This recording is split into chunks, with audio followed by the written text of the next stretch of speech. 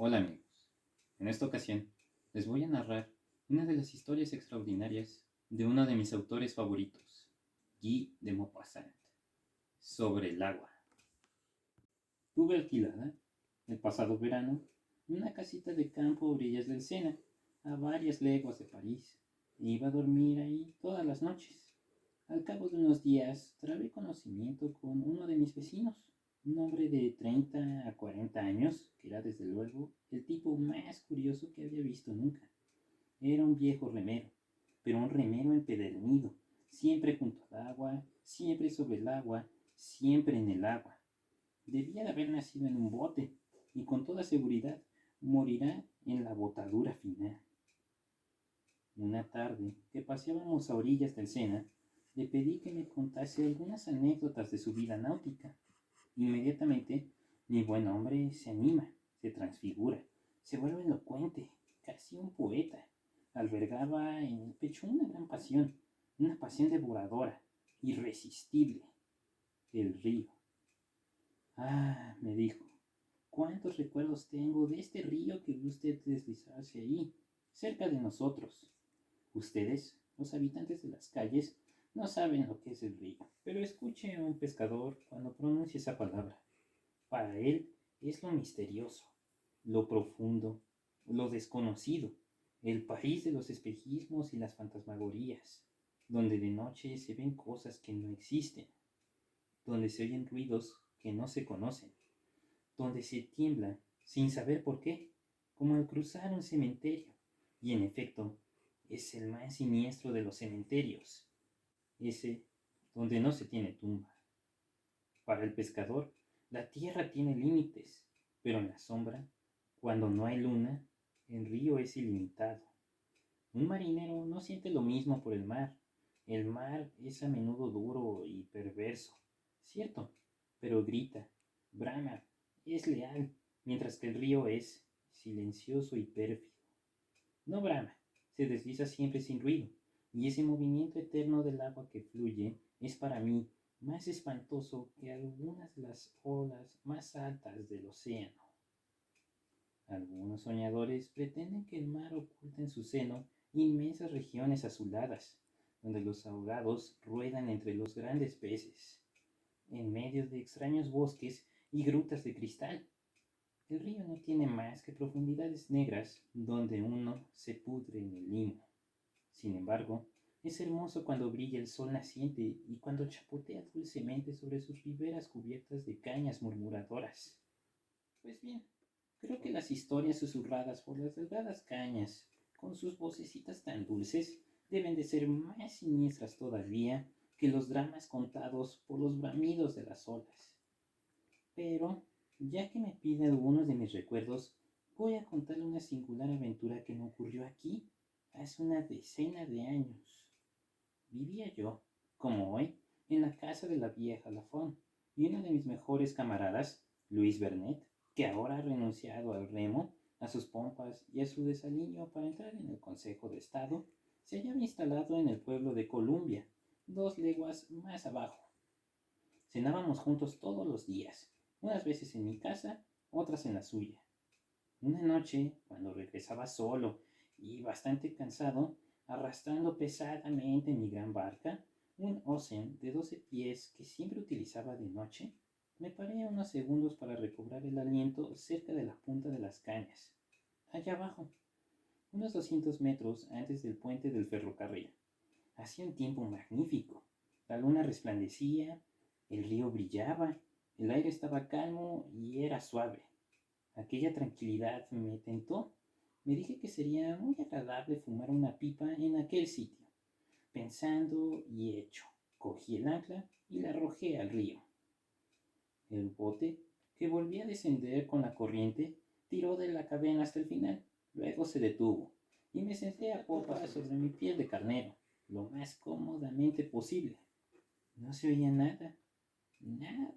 Solo a veces creía distinguir un pequeño chapoteo casi insensible del agua contra la orilla, y veía grupos de cañas más altas que adoptaban figuras sorprendentes y parecían agitarse por momentos.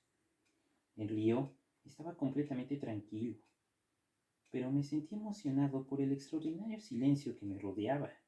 Todos los animales, ranas y sapos, esos cantores nocturnos de las ciénagas, callaban. De pronto, a mi derecha, a mi lado, croó una rana. Me estremecí, se cayó, no volví a oír nada y decidí fumar un poco para distraerme. Sin embargo, aunque era un famoso quemador de pipas, no pude. A la segunda calada me mareé y lo dejé. Me puse a canturrear. El sonido de mi voz me resultaba penoso. Entonces me tumbé en el fondo del bote y miré al cielo. Durante un rato permanecí tranquilo, pero pronto los ligeros movimientos de la barca me inquietaron. Me pareció que daba gigantescas guiñadas, tocando sucesivamente las dos riberas del río. Después creí que un ser o una fuerza invisible lo traía suavemente hacia el fondo del agua y la levantaba luego para dejarla caer. Me sentía zarandeado como en un medio de una tempestad. Oí ruidos a mi alrededor. Me incorporé de un salto. El agua brillaba, pero todo estaba en calma. Comprendí que tenía los nervios un poco desquiciados y decidí marcharme. Tiré de mi cadena. El bote se puso en movimiento. Luego sentí una resistencia. Tiré con más fuerza. El ancla no vino. Se había enganchado con algo en el fondo del agua y ya no podía levantarla. Me puse a tirar de nuevo, pero fue inútil. Entonces hice girar la barca con mis remos y la llevé río arriba para cambiar la posición del ancla. Fue en vano. Seguía resistiéndose. Tuve un acceso de cólera y sacudí la cadena con rabia. Nada se movió. Me senté desanimado y me puse a reflexionar sobre mi situación. No podía pensar en romper aquella cadena, ni en soltarla de la embarcación, ya que era enorme y estaba clavada a la proa sobre un trozo de madera más grueso que mi brazo. Pero como el tiempo seguía siendo muy bueno, pensé que, sin duda, no tardaría en encontrar algún pescador que viniera en mi ayuda. El percance me había calmado. Me senté y pude por fin fumar mi pipa. Tenía una botella de ron. Bebí 2 o 3 tragos. Mi situación me hizo reír. Hacía mucho calor. De suerte que, en última instancia, podía pasar la noche al raso sin demasiados problemas. De pronto, contra mi borda sonó un golpecito. Me sobresalté y un sudor frío me heló de pies a cabeza.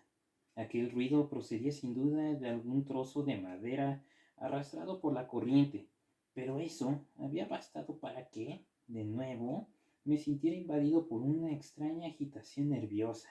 Agarré la cadena y tiré en un desesperado esfuerzo. El ancla resistió. Volví a sentirme agotado. Mientras tanto, el río había ido cubriéndose poco a poco de una niebla muy espesa que reptaba a muy baja altura sobre el agua, de modo que, poniéndome de pie, ya no veía el río, ni mis pies, ni mi barca, solo distinguía las puntas de las cañas, y luego, más a lo lejos, la llanura empalidecida por la luz de la luna, con grandes manchas negras que subían hacia el cielo, formadas por grupos de álamos de Italia. Estaba como sepultado hasta la cintura de una sábana de algodón de singular blancura, y se me ocurrían representaciones fantásticas. Me figuraba que trataban de subir a mi barca, que yo ya no podía distinguir, y que el río, ocultado por aquella niebla opaca, debía de estar lleno de seres extraños que nadaban a mi alrededor. Experimentaba un malestar horrible. Tenía las sienes oprimidas. Las palpitaciones de mi corazón me ahogaban y perdiendo la cabeza pensé en escapar a nado. Inmediatamente después, la idea hizo que me estremeciera de un espanto.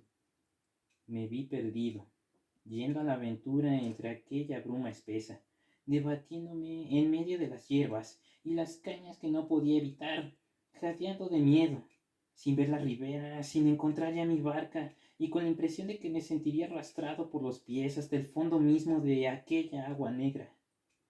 En efecto, como habría necesitado remontar la corriente por lo menos 500 metros antes de encontrar un punto libre de hierbas, y de juncos donde poder hacer de pie. Tenía 9 probabilidades entre 10 de no lograr orientarme en aquella niebla y de ahogarme, por muy buen nadador que fuese. Traté de razonar. Sentía mi voluntad muy decidida a no tener miedo, pero en mí había otra cosa que mi voluntad, y esa otra cosa era miedo. Me pregunté qué podía temer. Mi yo valeroso se burló de mi yo cobarde, y nunca tan bien como ese día comprendí la oposición de los dos seres que hay en uno y cada uno de nosotros, el que uno quiere, el que otro se resiste, y cada uno de ellos ganando alternativamente. Aquel espanto necio e inexplicable seguía creciendo y se convertía en terror. Yo permanecí inmóvil, con los ojos abiertos, tenso al oído y esperando. ¿Qué? No lo sabía, pero debía de ser algo horrible. Creo que si a un pez se le hubiera ocurrido saltar fuera del agua, como ocurre a menudo, no se habría necesitado más que hacerme caer de bruces, sin conocimiento. Sin embargo, gracias a un violento esfuerzo, terminé por recobrar poco o más o menos mi razón, que se me escapaba. Volví a coger mi botella de ron y bebí a grandes tragos. Entonces se me ocurrió una idea y me puse a gritar con todas mis fuerzas, volviéndome sucesivamente hacia los 4 puntos del horizonte. Cuanto mi garganta quedó absolutamente paralizada, escuché un perro aullaba muy a lo lejos. Bebí otra vez y me eché cuán largo era el fondo de mi barca.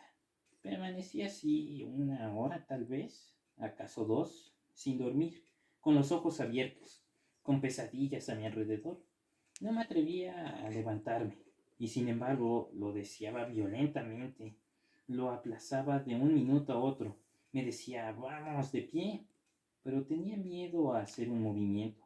Al final, me levanté con precauciones infinitas, como si mi vida dependiese del menor ruido que hiciera, y miré por encima de la borda. Quedé deslumbrado por el más maravilloso, por el más sorprendente espectáculo que sea posible de ver. Era como una de esas fantasmagorías del país de las hadas, una de esas visiones contadas por los viajeros que vuelven desde muy lejos y a los que escuchamos incrédulos. La niebla de 2 horas antes flotaba sobre el agua, se había retirado poco a poco y concentrado en las orillas, dejando el río absolutamente despejado. Había formado en cada ribera una colina ininterrumpida de una altura de 6 o 7 metros, que brillaba bajo la luna con el resplandor soberbio de las nieves, de suerte que únicamente veía aquel río laminado de fuego entre aquellas 2 montañas blancas, y, allá arriba, sobre mi cabeza, se desplegaba, plena y ancha, una gran luna iluminada en medio de un cielo azulado y lechoso. Todos los animales del agua se habían despertado. Las ranas croaban con furia mientras a cada instante se escuchaba, tan pronto a mi derecha como a mi izquierda, esa nota breve, monótona y triste que lanza a las estrellas la voz cobriza de los sapos. Y, cosa extraña, yo ya no tenía miedo. Me hallaba en medio de un paisaje tan extraordinario que las singularidades más fuertes no hubieran podido extrañarme. ¿Cuánto tiempo duró todo aquello? No lo sé, porque había terminado por adormecerme. Cuando abrí los ojos, la luna había desaparecido. El cielo estaba cubierto de nubes. El agua chapoteaba de una manera lúgubre. El viento soplaba. Hacía frío. La oscuridad era profunda. Bebí lo que me quedaba de ron. Luego escuché tiritando el rumor lastimero de los juncos y el ruido siniestro del río. Traté de ver, pero no pude distinguir mi barca, ni siquiera mis manos que acercaban mis ojos. Poco a poco, sin embargo, disminuyó el espesor de aquella negrura. De pronto, creí sentir que una sombra se deslizaba muy cerca de mí. Lancé un grito. Una voz me respondió. Era un pescador. Lo llamé, él se acercó y le conté mi percance.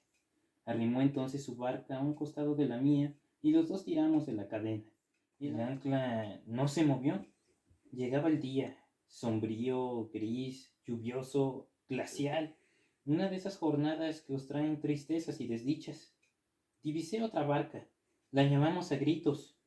El hombre que iba en ella unió sus esfuerzos a los nuestros. Entonces el ancla fue cediendo poco a poco. Subía, pero despacio, muy despacio, y cargada con un peso considerable. Por fin vislumbramos una masa negra y la subimos a bordo. Era el cadáver de una anciana con una enorme piedra al cuello.